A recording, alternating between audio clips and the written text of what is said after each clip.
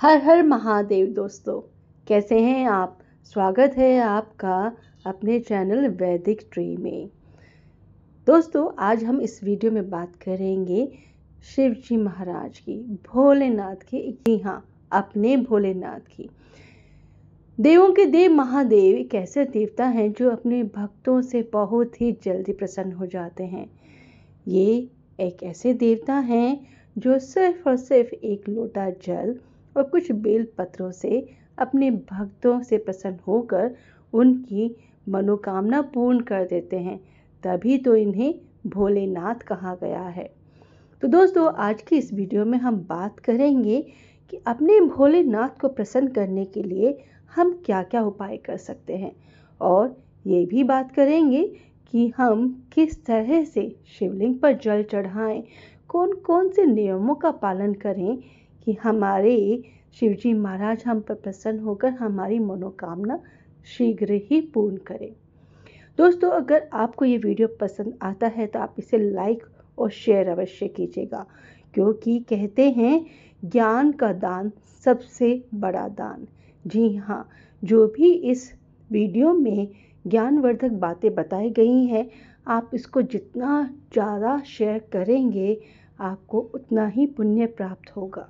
अगर आप चाहते हैं कि भविष्य में भी आपको ऐसी ज्ञानवर्धक वीडियो देखने को मिले, ऐसी ज्ञानवर्धक बातें सुनने को मिले, तो आप इस वीडियो को ज़रूर लाइक कीजिएगा और इस चैनल को सब्सक्राइब भी कीजिएगा। एक और बात दोस्तों, महादेव की कृपा चाहते हैं तो कमेंट बॉक्स में हर हर महादेव ओम नमः शिवाय अवश्य लिखिएगा। देवों के देव महादेव भगवान शिव को सनातन धर्म में पंच देवों में से एक माना गया है। अपने नाम की तरह ही भोले बाबा अत्यंत भोले हैं और उनकी पूजा विधि भी बहुत सरल है। भोले बाबा अपने भक्त द्वारा सच्चे मन से चढ़ाए गए एक लोटा शुद्ध जल और बेलपत्र से ही प्रसन्न हो जाते हैं। लेकिन शिवजी का विकराल और रौद्र रूप भी है, जो उनके क्रोधित होने पर सामने आता है। इसलिए महादेव के प्रतीक शिवलिंग की पूजा करते समय कुछ नियमों का पालन करना चाहिए। शिवलिंग की पूजा के लिए सबसे पहले आचमन करें और फिर शिवलिंग पर गंगा जल या शुद्ध जल से अभिषेक करें। अब शिवलिंग पर चंदन का लेप लगाएं। शिवलिंग पर बेलपत्र, फूल और भोग आदि चढ़ाएं। हर हर महादेव दोस्तों, अब आ रहा है सावन का महीना, जो कि हमारे भोलेनाथ को सबसे ज़्यादा खुशी देता है। और इस सावन के महीने में भोले बाबा के जितने भी भक्त हैं, वो भोले बाबा को प्रसन्न करने के लिए दिन रात एक कर देते हैं। सावन के महीने में शिवलिंग पर जल चढ़ाने से भोले बाबा बहुत प्रसन्न होते हैं। सिर्फ सावन का महीना ही क्यों, हर सोमवार को भी भोले बाबा के भक्त भोले बाबा के मंदिर में जाकर शिवलिंग पर जल चढ़ाते हैं। लेकिन क्या आप जानते हैं शिवलिंग पर जल चढ़ाने का सही तरीका क्या है? अगर आप शिवजी को प्रसन्न करने के लिए शिवलिंग पर नियमित रूप से जल अर्पित करते हैं, तो आपको जल चढ़ाने का सही तरीका जरूर जान लेना चाहिए। शास्त्रों में पूजा पाठ के कुछ विशेष नियम बनाए गए, जैसे पूजा के दौरान हमेशा सिर ढककर खड़े हों, सुहागन स्त्रियां 16 श्रृंगार करें, कभी भी अखंडित या टूटे हुए चावल भगवान को ना चढ़ाएं, गणेश जी को भूल कर भी तुलसी दल ना चढ़ाएं। ऐसे ही कुछ नियम शिवलिंग के पूजन से भी जुड़े हुए हैं, जिससे शिवलिंग पर जल अर्पित करने का तरीका मुख्य माना जाता है। कहा जाता है कि शिव कृपा पाने के लिए पूरे नियम से शिवलिंग पर जल अर्पित करना चाहिए, क्योंकि जल धारा भगवान शिव को अत्यंत प्रिय है और नियम से इसे शिवलिंग पर चढ़ाने से भक्तों की सारी मनोकामनाएं पूर्ण होती हैं। ऐसे ही कुछ नियमों के बारे में जानते हैं इस वीडियो में।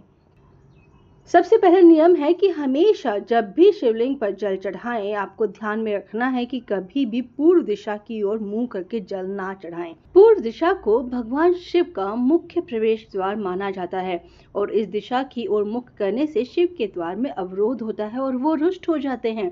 हमेशा उत्तर दिशा की ओर मुख करके जल चढ़ाएं, क्योंकि उत्तर दिशा को शिव जी का बायां अंग माना जाता है, जो माता पार्वती को समर्पित है।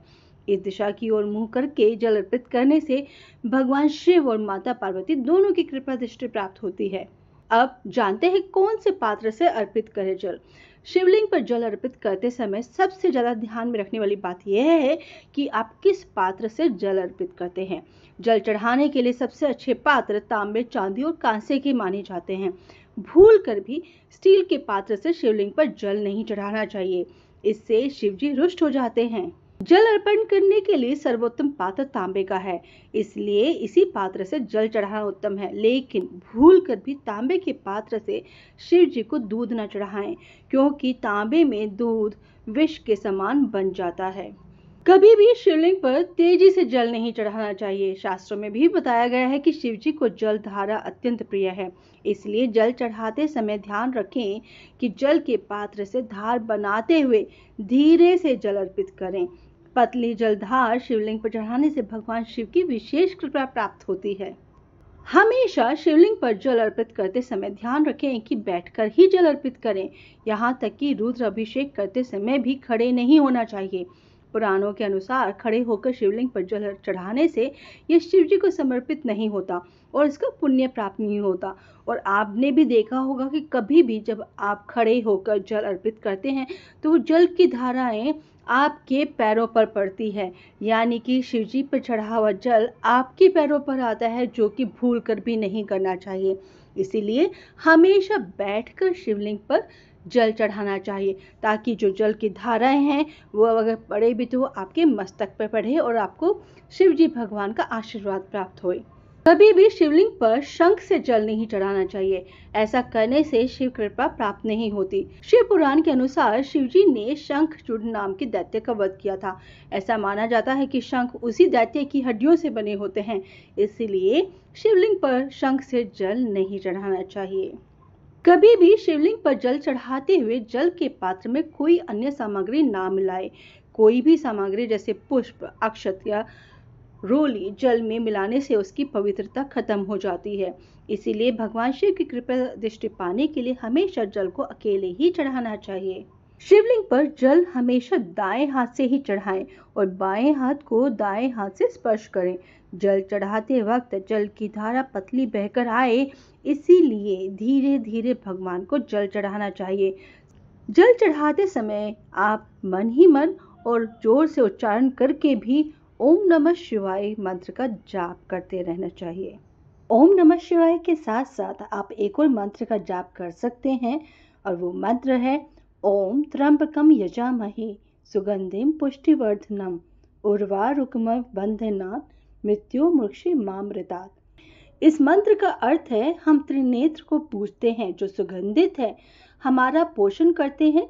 जिस तरह फल शाखा के बंधन से मुक्त हो जाता है, वैसे ही हम भी मृत्यु और नश्वरता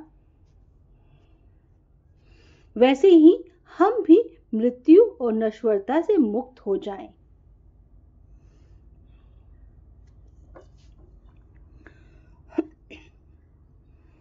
हम त्रिनेत्र को पूजते हैं जो सुगंधित हैं, हमारा पोषण करते हैं। जिस तरह फल शाखा के बंधन से मुक्त हो जाता है, वैसे ही हम भी मृत्यु और नश्वरता से मुक्त हो जाएं।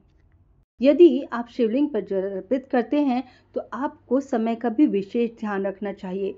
यदि आप जल प्रातः 5 से 11 बजे तक चढ़ाएंगे तो ये विशेष रूप से फलदायी होगा।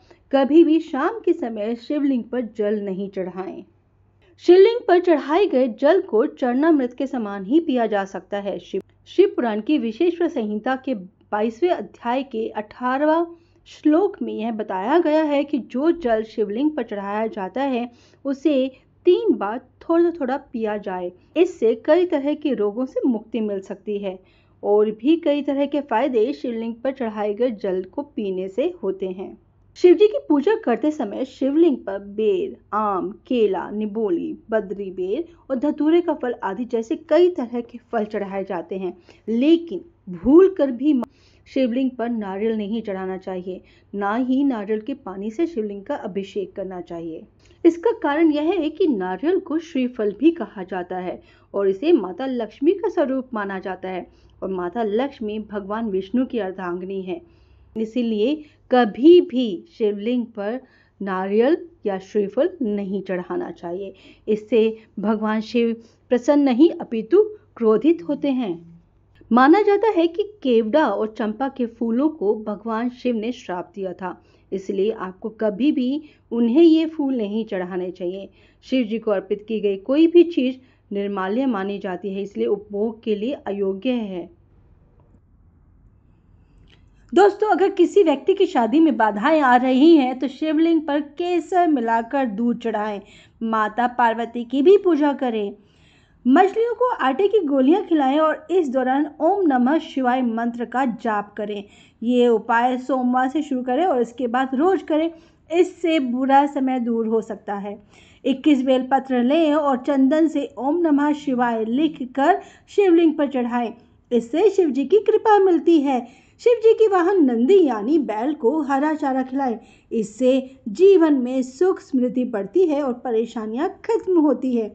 आप तांबे के लोटे में पानी लेकर काले तिल मिलाएं और शिवलिंग पर चढ़ाएं।